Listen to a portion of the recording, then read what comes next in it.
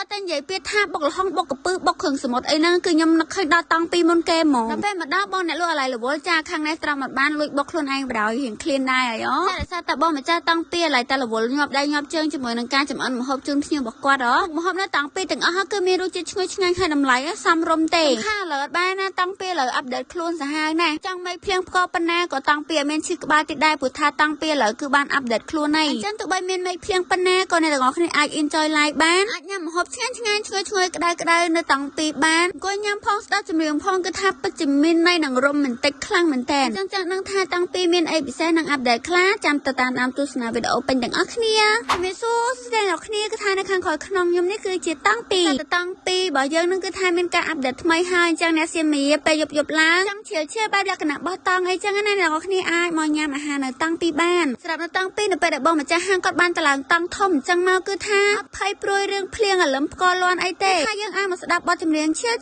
ញ៉ាំអាហារឆ្ងាញ់ឆ្ងាញ់ជាមួយនឹងតម្លៃសមរម្យចំពោះអ្នកដែលសែតនិងអ្នកកំដរសែតអីហ្នឹងកុំភ្លេចនាំគ្នាមកតាំងពីមកណាទោះបីភ្លៀងខ្លាំងប៉ុណ្ណាក៏មិនអាចរារាំងភាពសែតរបស់អ្នកនរគ្នាបានដែរអ្នកទាំងអស់គ្នាអាចសែតក្រោមដំណាក់ទឹកភ្លៀងនៅក្រោមជំរកតាំងពីរបស់យើងណាពីទៅរៀបចំអញ្ចឹងទៅគឺប្លែកភ្នែកម្យ៉ាងអ្នកទាំងអស់គ្នាឲ្យស្អាតខ្លាំងមែនតើមានអារម្មណ៍ថាគឺអ៊ុយឈៀលមែនតើទៅល្អបំផុតសម្រាប់អ្នកដែលចូលចិត្តបោះតង់ក៏ប៉ុន្តែអត់ហ៊ានកេងព្រៃអីចឹងណាអ្នកទាំងអស់គ្នាមកបោះតង់នៅក្នុងតាំងពីនេះមកដែលពិសេសឲ្យប្លែកពីគេនោះតាំងពីមានបែបតន្ត្រីច្រៀងឲ្យយើងស្ដាប់ចឹងហើយយើងក៏អាចឡើងច្រៀងខ្លួនឯងបានផងដែរចំណែកឲ្យខ្ញុំនេះវិញគឺថាមិនត្រឹមតែឡើងច្រៀងខ្លួនឯងចាឥឡូវដល់វគ្គបុកល្ហុងបុកខ្លួនឯងទៀតមែនអ្នកលក់គេអត់បុកឲ្យនិយាយទៅគឺចង់បុកខ្លួនឯងហើយណាមួយដោយសារតែបងម្ចាស់ហាងគាត់រវល់ផងចាឡើងបុកខ្លួនឯងបដៅគឺថាឥឡូវនេះបុកកពឹសរបស់ខ្ញុំហ្នឹងគឺបានរួចរាល់ហើយកំពុងតែរៀបដាក់ចានផងដែរហើយក្លិននឹងជះឈ្ងុយហ្មងចាគឺថាពេលនេះបុកកពឹសស្នាដៃកូនពៅគឺបានរៀបចំរួចរាល់ហើយឈ្ងុយខ្លាំងមែនតើអ្នកនរគ្នាសម្រាប់មុខម្ហូបនៅតាំងពីគឺថាមានច្រើនមុខខ្លាំងមែនតើអ្នកនរគ្នាអាចកំងបានហើយតម្លៃហ្នឹងគឺចាប់ពី 12,000 ដល់ 15,000 ទេហើយបើជាពិសេសនោះពេលអ្នកនរគ្នាញ៉ាំចាក់ហ្នឹងគឺថាអាចដូរកវល់កំប៉ុងបានអញ្ចឹងបើសិនជាអ្នកនរគ្នាសែតឬក៏ពិបាកចិត្តអីចឹងណាអ្នកនរគ្នាអាចជ្រើសរើសតាំងពីដើម្បីកាត់សែតបានពេលដែលអ្នកទាំងអស់គ្នាមកតាំងពីនេះខ្ញុំសូមរៀបខមមិនឲ្យអ្នកទាំងអស់គ្នា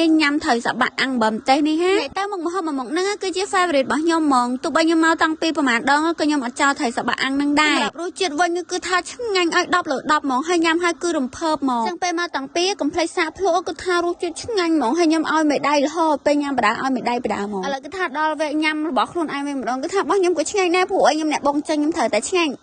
តែអ្នកគ្នាបើសិនជាអ្នកនរគ្នាចង់មកលេងតាំងពីមកញ៉ាំអាហារមកឈៀលមកកាត់សែតអីចឹងណាអ្នកទាំងអស់គ្នាអាចមកកាត់សែតនៅតាំងពីបានដែលតាំងពីបើកចាប់ពីម៉ោង 6 ល្ងាចរហូតដល់ភ្លឺហើយសម្រាប់ទីតាំងគឺងាយស្រួលរកមែនតើគ្រាន់តែយើងជិះពីរង្វង់មូលផ្សារចាស់ទៅដើរទៅអង្គរពើប្រហែលជា100 ម៉ែត្រហ្នឹងនឹងឃើញតាំងពីនៅខាងឆ្វេងដៃហើយអញ្ចឹងកុំភ្លេចទៅសាកម្ហូបនៅតាំងពីទាំងអស់គ្នាណាហើយវីដេអូតាសៀមរាក៏ឈានដល់ទីបញ្ចប់ផងដែរអរគុណអ្នកទាំងអស់គ្នាសម្រាប់ការចូលមើលតាសៀមរាសូមអរគុណសូមជម្រាបលា